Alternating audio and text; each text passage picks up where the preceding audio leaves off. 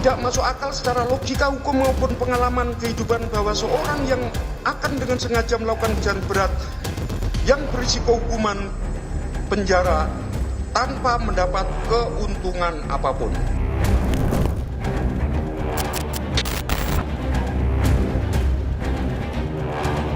Yang dinyatakan oleh majelis bahwa tidak ada sesen pun keuntungan pribadi yang kami ambil.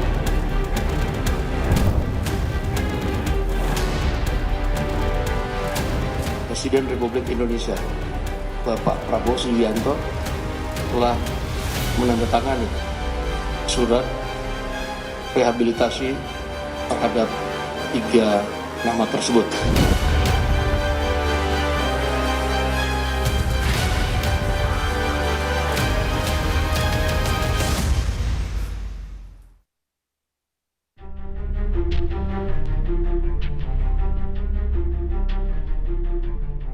Presiden Prabowo Subianto kembali menggunakan hak istimewanya sebagai pemimpin negara.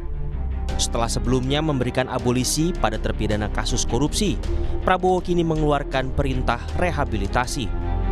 Penerimanya adalah 3 mantan petinggi PT Angkutan Sungai, Danau dan Penyeberangan (ASDP) yang dipidana dalam kasus korupsi.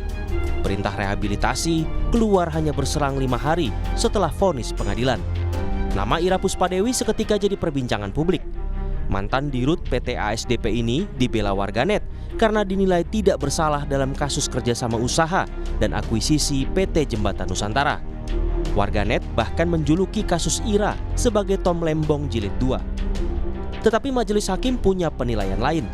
Meski Ira dan koleganya tak terbukti menerima aliran dana, tetapi dinyatakan memperkaya suatu korporasi atau orang lain. Kasus itu disebut merugikan negara lebih dari 1 triliun rupiah. Lalu apa motivasi mereka untuk dengan sengaja merugikan negara lebih dari 1 triliun rupiah dan menanggung risiko pidana penjara? Tidak masuk akal secara logika hukum maupun pengalaman kehidupan bahwa seorang yang akan dengan sengaja melakukan kejahatan berat yang berisiko hukuman penjara tanpa mendapat keuntungan apapun. Dalam semua kasus korupsi yang pernah ada, selalu ada motif ekonomi yang jelas baik berupa pengayaan langsung maupun tidak langsung. Ketiadaan total motif ekonomi dalam perkara ini merupakan indikator kuat bahwa ini bukan tindak pidana korupsi, melainkan keputusan bisnis yang mungkin tidak optimal. Merespons vonis hakim, Ira menegaskan tindakannya bukanlah korupsi. Menurutnya, keputusan akuisisi semata strategi untuk mendukung operasional ASDP. Kami ingin sampaikan bahwa akuisisi ini adalah aksi strategis yang bukan hanya baik atau menguntungkan untuk ASDP, tetapi untuk negara. Karena dengan akuisisi ini, kami mendapatkan perusahaan dengan izin yang sudah ada moratoriumnya sejak 2017, di mana seluruh izinnya adalah trayek komersial. Dengan trayek komersial ini, maka ASDP dapat memperkuat posisi untuk bisa melakukan subsidi silang bagi perusahaan, bagi daerah-daerah 3T. Oleh Pengadilan Tipikor, Ira divonis 4,5 tahun penjara, denda 500 juta rupiah, subsidiar 3 bulan kurungan penjara. Sementara 2 mantan direksi ASDP lainnya, Muhammad Yusuf Hadi dan Hari Muhammad Adi Caksono, masing-masing dihukum 4 tahun penjara dengan denda 250 juta rupiah, subsidiar 3 bulan penjara. Kasus ini pun mendapat atensi Presiden.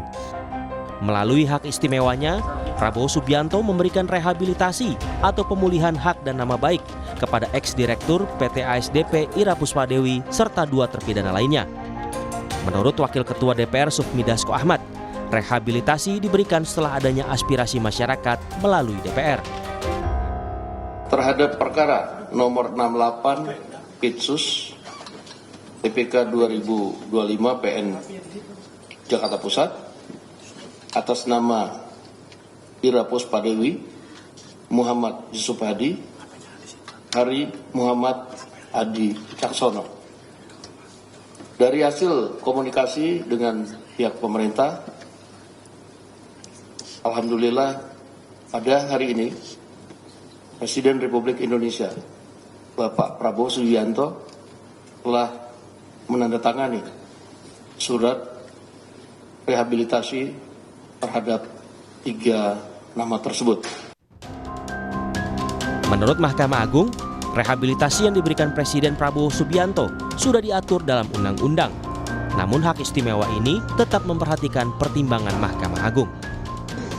Yaitu pasal 14 ayat 1, bahwa itu kan Presiden berhak memberikan gerasi dan rehabilitasi dengan memperhatikan pertimbangan Mahkamah Agung. Jadi itu hak istimewa yang diberikan ke Presiden, tentunya dengan pertimbangan yang lebih besar. Untuk kepentingan yang lebih besar. Bagaimana KPK merespons putusan Presiden? Menurut KPK, secara formil, proses hukum terhadap Ira Puspadewi sudah diuji pra-peradilan. Sementara secara material, hakim juga sudah menjatuhkan putusannya. KPK menilai keputusan rehabilitasi dari Presiden bukanlah preseden buruk untuk pemberantasan korupsi. Bagi kami itu bukan merupakan presiden buruk karena ini berbeda ya. Tadi kami bisa sampaikan bahwa yang menjadi tugas kami itu adalah sudah selesai, baik secara formil, pembuktian secara formil maupun secara material. Nah, perlu dibedakan terhadap hasil terhadap putusan itu kemudian saat ini diberikan rehabilitasi itu adalah hak prerogatif daripada Bapak Presiden. Jadi kami tidak lagi ada pada lingkup dari kewenangan tersebut. Meski demikian, tudingan kriminalisasi terlanjur mengemuka. Menurut praktisi hukum, kasus semacam ini bisa memengaruhi jalannya dunia usaha, khususnya BUMN. Memang jadi ada semacam dilema, loh kok begini keadaannya ya. Tapi kalau misalnya kasus seperti yang dihadapi oleh Ira itu tetap diproses, ya memang juga publik akan merasa, loh siapa yang akan mau bertanggung jawab dan mau menjadi direksi perusahaan BUMN kalau bisa dikriminalisasi misalnya. Jadi apa, dan kalau KPK sudah melihat bahwa tidak ada unsur memperkaya diri sendiri, nah apakah layak kasus itu diteruskan atau tidak? Nah ini pertanyaannya menurut saya. Jadi kalau kita melihat ya kasus yang seperti ini, judgment rule itu mesti betul-betul dilihat ya sebagai satu guidance, sebagai satu pedoman oleh pengusaha-pengusaha, oleh direksi untuk membuat satu keputusan dan tidak bisa dipidana. Nah, Presiden Prabowo mungkin melihat ini dan mendengar ini. Berkaca dari kasus Ira Puspadewi, Guru Besar Ilmu Hukum Universitas Jenderal Sudirman, Ibnu Nugroho bilang, pembuat undang-undang perlu memperjelas makna korupsi agar tak bias di masyarakat. Perdebatan sekarang masyarakat melihatnya, nggak bisa diri sendiri nggak mendapatkan untung lagi ada korupsi. Padahal kalau kita bicara perkembangan keuntungan itu bisa keuntungan masa depan, bisa keuntungan besok, bisa keuntungan futura, bisa keuntungan orang lain lah. Di sini tampaknya perumus undang-undang besok harus memastikan jika jangan sampai sebagai permasalahan ini menjadikan bias.